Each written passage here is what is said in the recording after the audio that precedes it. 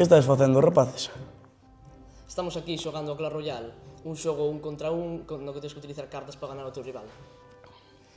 No 1 contra 1 estábamos utilizando o P.E.K.K.A, estaba utilizando eu, que é unha carta con moito dano e moitos puntos de vida.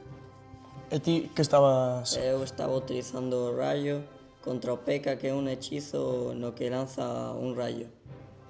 Pero eso non ten sentido, porque o P.E.K.K.A aquí está feito de metal e o rayo na vida real alcanza unhas temperaturas de máis de 30.000 grados centígrados, que é 3 veces la temperatura del Sol.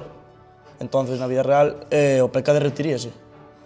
Por exemplo, vin antes por aquí